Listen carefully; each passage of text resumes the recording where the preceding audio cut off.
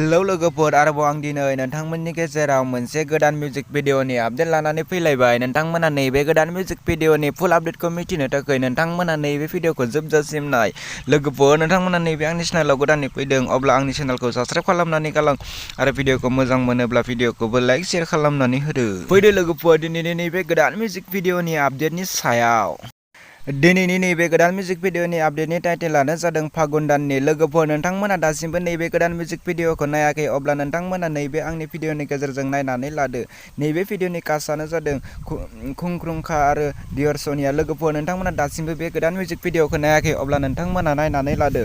नैबे भिडिअनि मेथाइखौ रोजाबदों जेलसिं आरो भाबोनि। लोगोफोर, बे भिडिअआ जोबोरैनो मोजां जादों। लोगोफोर, नैबे भिडिअनि स्क्रिप्ट आरो सुरुग्राफियानो जादों सोमावसार बसुमतारी, रनानो जादों जोंमा। लोगोफोर, बिथांमोना दासान्दि नैबे भिडिअनि फुल आपल'ड खालामथ'वाखै। जेब्ला बिथांमोना नैबे भिडिअनि फुल आपल'ड खालामगोन, अब्ला आं नोंथांमोननि गेजेराव आरोबाव खनसे आपडेट खालामनानै होफिनगोन। नोंथांमोना बिथांमोननि नैबे गुसुं ट्रेलारखौ नायनो थाखाय GFP प्रेजेन्ट इउटिउब चेनेलाव थांनानै नोंथांमोना नैबे बिथांमोननि गुसुं ट्रेलारखौ नायहैदो। बिदिब्ला लोगोफोर, नोंथांमोना साबस्क्राइब खालामाखैब्ला साबस्क्राइब खालामनानै होदो। बिदिब्ला लोगोफोर, दिनैनि नैबे गोदान भिडिअनि गुसुं आपडेटआ बेखिनियानोसै।